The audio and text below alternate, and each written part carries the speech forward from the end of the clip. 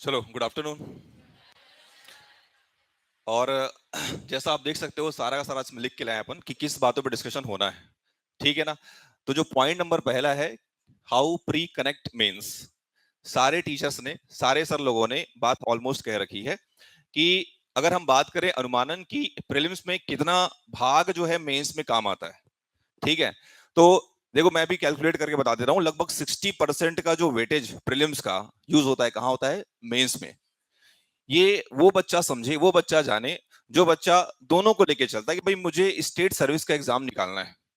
तो जब state service exam निकालने की बात हो रही है, तो आप प्रीलिम्स को उतने कॉन्क्रीट लेवल पर पढ़ो कि मेंस जब बैठो तो उसमें प्रीलिम्स के पन्नों को पलटने की आवश्यकता ना हो।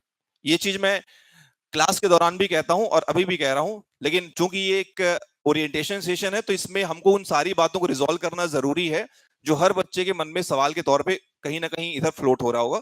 तो वही है कि आप प्री को बहुत अच्छे से मतलब ऐसा है कि देखो, जितना सर ने दिखाया ना एज एन प्रूफ कि यार हमारे क्लास के अंतर्गत पढ़ाई गई चीजों के, चाहे लो लेवल की चीजें हो, चाहे मॉडरेट लेवल की चीजें हो, चाहे हाई लेवल की चीजें हो, हर लेवल के प्रश्न आपको एग्जाम में दिखाई पड़ेंगे। जब इसको पोस्ट किया गया सोशल मीडिया में, तो फिर ऐसे में कुछ कमेंट्स ऐसे भी आए कि सर ये तो सब कुछ पढ़ाते हैं, लेकिन बिना पढ़ाए आपको मालूम पड़ेगा क्या? नहीं। सीधा सा मकसद है कि जब हम बच्चों को पढ़ाते हैं, जब स्टूडेंट को पढ़ाते हैं, ये सोच के नहीं पढ़ाते कि भाई टफ लेवल की चीजें पढ़ानी है, उसको हर स्तर की चीजें पढ़ानी है जो इसके एग्जाम में फंसे। माने ऐसा पढ़ाएं ताकि एग्जाम में किसी प्रकार का प्रश्न आए तो बच्चा एग्जाम में फंसने ना पाए। बस इसी पूरे सत्र के दौरान इस बात को ध्यान रखना है कि जैसे चाहे वो जीएस का सेक्शन हो, चाहे मैथ्स रीजनिंग का सेक्शन हो, चाहे फिर आपका कंप्यूटर हो, चाहे फिर आपका लैंग्वेज हो। सर लोगों ने लैंग्वेज में बात की कि लैंग्वेज में कैसा इंपैक्ट छोड़ता है, मेंस में कैसा काम करता है, कितना वेटेज है, क्या वैल्यू है। मतलब विषय को एज एन वैल्यू लेना है, ना कि एज अ सब्जेक्ट लेना है कि उसका यूज कहां है। मैंने हमेशा विषय के महत्व को लेकर उसको पढ़ना है। ठीक है, पहला चीज ध्यान रखना। पहला पॉइंट में ज्यादा एक्सप्लेन नहीं करूंगा, इस पे ऑलरेडी बातें हो चुकी है। दूसरे पॉइंट्स पे आते हैं। इंस्ट्रूमेंट जो लिखा हुआ है, instrument and tools of the selection, सबसे इंपॉर्टेंट बात यह है कि देखो भाई, जो इंस्ट्रूमेंट होते हैं दो प्रकार के होते हैं, एक होता है एकेडमिक और एक होता है आपका सेल्फ इंस्ट्रूमेंट। तो सेल्फ इंस्ट्रूमेंट में जो, देखो इसको डिजाइन किया गया है ताकि आप उसको समझो। एक होता है एकेडमिक्स। तो एकेडमिक्स कहने का मतलब वो सारी चीजें जो आपको एकेडमी प्रोवाइड करती है, जिसमें सारा कुछ होता ही है कहीं ना कहीं। नोट्स बहुत अल्टीमेट लेवल में होता है। दूसरा इसमें होता है, नोट्स के बाद जो भी आपको बुक्स मिलती हैं वो चीजें रहती हैं।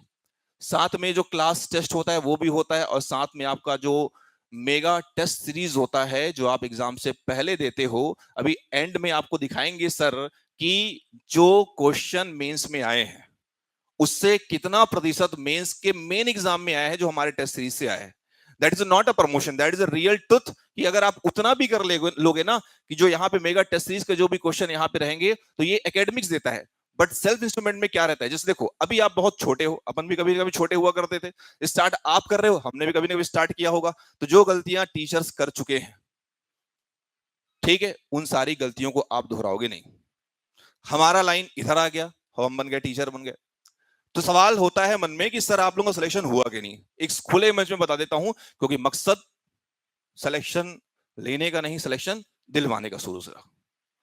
और दूसरा यह कि सर टीचर, सारे टीचर अपने अपने कहीं ना कहीं हर प्रकार के एग्जामों में टच किए। स्वप्निल सर बता दिए, रुपेश सर बता दिए, चंद्रा सर की शुरुआत ही अबूझमाड़ से हुई है, जहां लोग सोच सकते नहीं वहां से स्टार्ट किया। रमेश सर रेलवे के एग्जाम निकाले हैं। ठीक है, मैंने सीजीपीएससी के 3-3 इंटरव्यू दिए हैं। ये मैं इसलिए कह रहा हूं कि आपको बिल्कुल घबराने और भटकने की आवश्यकता बिल्कुल भी नहीं है कि हम हैं किनके हाथों में। तो इस बात को ध्यान रखना है कि मालूम है ना कि आप कहां पे थोड़ा मोड़ा ग्लिच हो सकता है, कहां पे आप थोड़ा मोड़ा भटक सकते हो। इसलिए कहते हैं कि सारा कुछ छोड़ करके, कि क्या कहती है दुनिया, क्या कहते हैं लोग, वो सारा का सारा काम हमारा है कि तुमको क्या चीज परोस के देना है और आपको क्या चीजें पढ़नी है, क्या चीजें छोड़नी है। तो ऐसे में जो इधर का सेक्शन है, जिसको बोलते हैं, क्या बोलते हैं इसको, सेल्फ इंस्ट्रूमेंट, इसमें सबसे इंपॉर्टेंट चीज, मतलब अपना एक जो बहुत कॉमन सा मैनेजमेंट होता है, टाइम मैनेजमेंट तो होता ही है। टाइम के साथ साथ आपको ये भी मैनेजमेंट आना चाहिए। क्या मैनेजमेंट? यहां पे एनर्जी। जैसे कुछ बच्चे अभी मेरे ठीक पहले के पहले वाले सेशन से उठ के चले गए, मैंने कहने का मतलब है they don't have potential to sit in the class for at least 3 hours. मैंने उनके पास क्लास में 3 घंटे बैठने की क्षमता नहीं है, तो ऐसे में आप 6 घंटे 7 घंटे बैठ करके पढ़ने कैलिबर कहां से लेके आओगे? You have to be patience for study preparation, कोई एक दिन की चीज नहीं है। अभी आपको मालूम पड़ेगा टाइम कितना लगना है, कितना समय देना है, उसमें बात करेंगे, ठीक है? तो पहला एनर्जी मैनेजमेंट, दूसरा हो गया आपका यहाँ पे टाइम मैनेजमेंट तो होता ही है, और तीसरा जो आजकल डिस्ट्रैक्शन, जैसे बोला ना, डिस्ट्रैक्शन डिस्ट्रॉय योर डेस्टिनी। मने अगर डिस्ट्रैक्शन है तो आपके पूरे भाग्य को क्या कर देगा? वो तहस नहस कर देगा। तो उसी से बचने के लिए जो हम अभी करते हैं उसको बोलते हैं, क्या बोलते हैं? योगा। और दूसरा द मोस्ट इंपॉर्टेंट, मेडिटेशन। करना चाहिए, करना चाहिए। स्पार्क होता है इसमें, एक अलग प्रकार की ऊर्जा होती है, एक अलग प्रकार की पॉजिटिविटी होती है, जो आपको न जाने कितना ऊर्जा देगा, और आप कितने ब्रेन माने कितने लेवल ऑफ बोल सकते हो एनर्जी में काम करो, आपको मालूम नहीं है। ये मैं बोल रहा हूं सेल्फ टूल है। देखो, दूसरा ये होता है डिस्ट्रैक्शन होना स्वाभाविक है, एज ही वैसा है, लेकिन डिस्ट्रैक्शन को मैनेज करने का काम भी आपको ही करना पड़ेगा। एक एग्जांपल दे रहा हूं, he is IFS officer. When I was in Delhi, he was preparing for IAS, Indian engineering services. नाम नहीं लूंगा, he is in post, he is in post, तो ऐसे में थोड़ा सा नाम गलत हो जाएगा, मैंने गलत इंपैक्ट छोड़ती। एग्जांपल दे रहा हूं, I will always believe to talk over the live examples. हमेशा मैं उन्हीं घटनाओं पे बात करना पसंद करता हूं जो मैंने देखा है। बहुत सारे एग्जांपल होते हैं, some of the hypothetical also, but यहां पे जो बोल रहा हूं, उन्होंने, सुनना ध्यान से, एक पब्लिक सेक्टर कंपनी होती है, जैसे कि कोल इंडिया लिमिटेड का नाम सुने आपने, दूसरा होता है आपका भारत पेट्रोलियम, बीपीसीएल का नाम सुने होंगे, पेट्रोल डलाने जाते हो, एचपीसीएल का नाम सुने होंगे। ऐसे उन्होंने 4 महारत्न की कंपनियां छोड़ी, एक नहीं, 2 नहीं, 3 नहीं, कितनी? 4। उसके बाद he tried for IAS, Indian engineering services, not IAS, और उसके बाद फिर वो अभी हैं, क्या है वो? आईएफएस। मने की 4 नौकरी के बाद इसको भी छोड़ा उन्होंने, इंडियन इंजीनियरिंग सर्विसेज को। ये भी यूपीएससी एग्जाम कराती है, समझना ध्यान से, लेवल क्या रहा होगा उनके दिमाग का। और दूसरा ये है कि ये आए अगली बार, उन्होंने यूपीएससी का जो ये एग्जाम जिसमें आप प्राय देखते हो, ये बनते लोग आईएएस बनते हैं, और क्या बनते हैं? आईपीएस बनते हैं, और फिर क्या बनते हैं? IFS, Indian Forest Service. Presently he is working as IFS officer. तो अब मैं एक बात कह देता हूं, डिस्ट्रैक्शन में एक नशा भी आता है। He was very well drinker. तो जब भी बैठते थे तो उन्होंने ये बात, बैठने की जब डिस्कशन होता था तो उन्होंने स्ट्रिक्टली मना किया, देखो भाई, ऐसा है कि मैं एक बात कहता हूं, उस बात को ध्यान सुनना, कि मैंने 4 नौकरी के बाद 5वीं बार 6वीं नौकरी ज्वाइन की है। कौन सी? आईएफएस। और वो इसको भी छोड़ करके इसके लिए ट्राई करने वाले थे, किसके लिए? आईएएस। तो उन्होंने बोला, मेरे पिताजी ने मेरे से हाथ जोड़ा, बेटा नौकरी मत छोड़ना।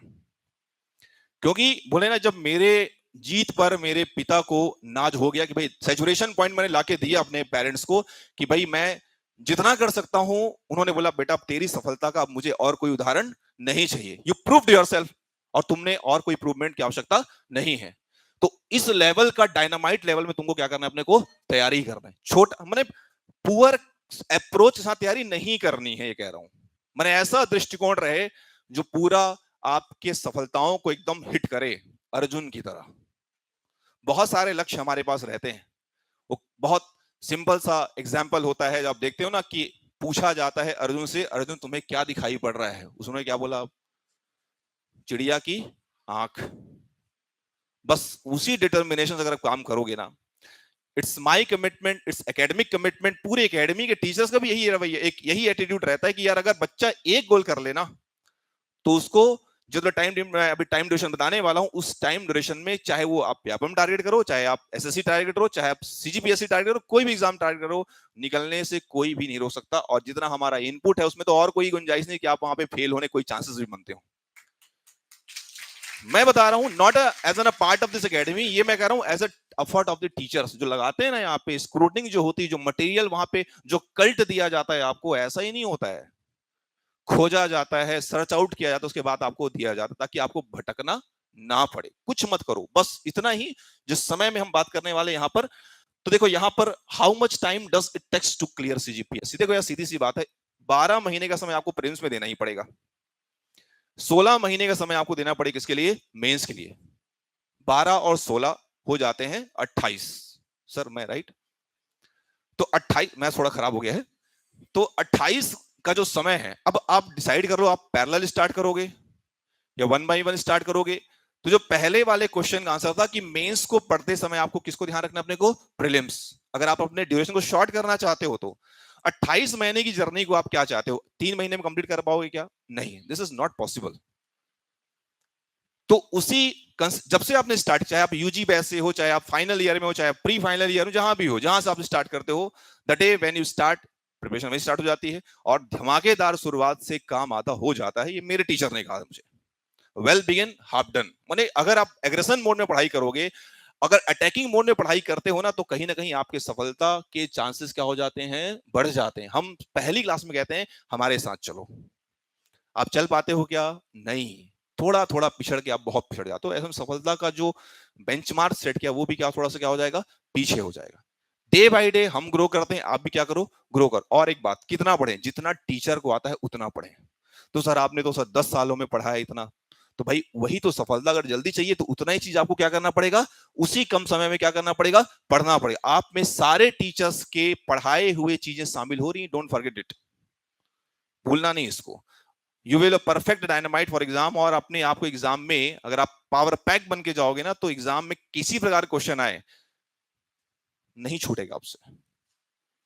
एग्जाम्पल देने का मतलब यही है, चाहे अशोक दलवई वाला माओ, चाहे खुड़िया का पठार वाला माओ, चाहे फिर इकोनॉमिक्स सर्वे वाली बात हो, चाहे मैथ्स वाली बात हो, अभी देखना आप उसमें ये सारे एग्जाम्पल दिखाते हैं कि आप हर लेवल के प्रश्न आपको दिखाएंगे। बाकी और भी क्वेश्चन है लेकिन उसको लाया नहीं गया because of shortening of times. ठीक है, तो यहां पे मैं जो कह रहा हूं इसलिए कहता हूं, देखो 3 साल 4 साल, क्योंकि अगली जो बात मैं कहने वाला हूं वो थोड़ी सी मजेदार होगी, थोड़ा सुकून देगा आपको, बट हमको सुकून को बाद में, पहले मेहनत। ये जो यहां पे कह रहा हूं कि इसमें समय आपको 3 साल, क्योंकि 28 महीने बोला, तो कितने साल हो गए लगभग 28 महीने में? 2 साल से ज्यादा हो गया ना। तो अभी मैं कह रहा हूं आज की तारीख पर, और आज से 3 साल देख लो, आपको मालूम पड़ेगा नहीं ये समय कैसे गुजरा, क्योंकि बहुत सारे बच्चों का समय हमारी आंखों के सामने क्या हो चुका है, गुजर चुका है, यही बात कह के। तो इसलिए कह रहा हूं डे 1 से अपने आप को सारे डिस्ट्रैक्शन को मैनेज करते हुए, साइड करते हुए, आप अगर आप 3 साल भी बैठ के रगड़ के बैठ के पढ़ दिए ना, तो पास होना तुम्हारा जायज है, एकदम तय है, निश्चित है, ये तुम पास हो जाओगे फिक्स है। चाहे तुम कितने भी, तुम्हारा स्तर कुछ भी क्यों ना हो, कुछ आता है नहीं आता, सिखाया तो जाता है, बताया जाता है, बताने के बाद चीजें क्या हो जाती हैं, सरल होती। कि पहले सरल रहता है? नहीं, वी मेक इट सरल for, we make it easy for you. उसके बाद आप कोई भी सेब उठा लीजिए।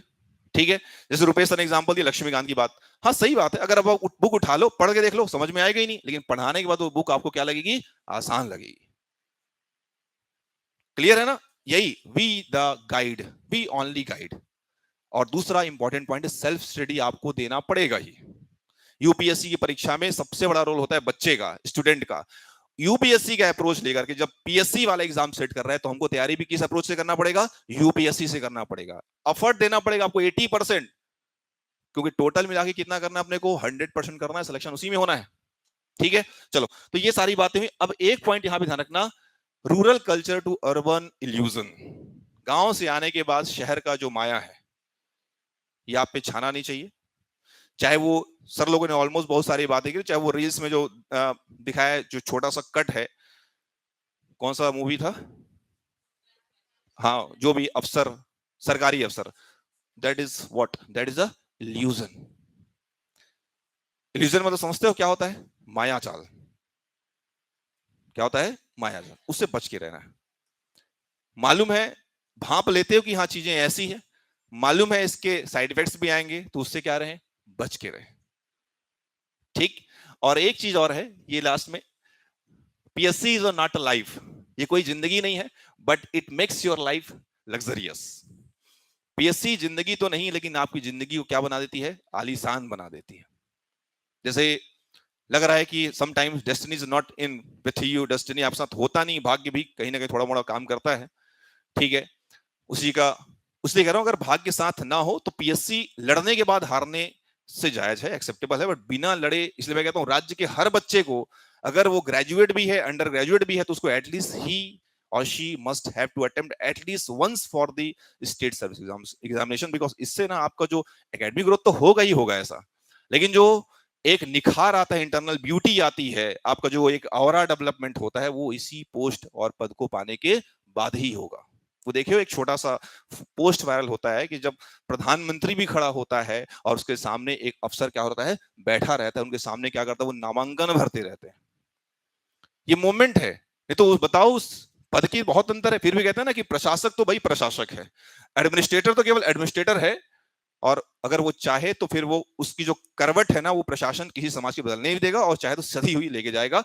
इसलिए कह रहा हूं कि आपको एडमिनिस्ट्रेटर बनना ही है। पहली बात तो हमको इसको बनाना है, लाइफ को क्या बनाना है, अपने को लग्जरियस बनाना है। बनाना चाहते हो, नहीं बनाना चाहते हो कि बस गरीबों की जिंदगी जीना चाहते हो? जिंदगी काटनी नहीं है, जिंदगी जीनी है। आई बात समझ में?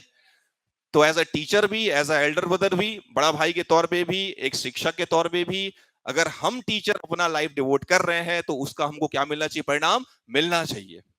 कि हमारा इन्वेस्टमेंट हमको क्या दे, वहां से रिटर्न दे। हम कह सके कि हमारा बच्चा अपना जिंदगी क्या कर रहा है, वो जी रहा है, काट नहीं रहा है। आई बात समझ में? ठीक है, तो ये छोटा सा मैं इसको समराइज करता हूं। Thank you so much, all the best.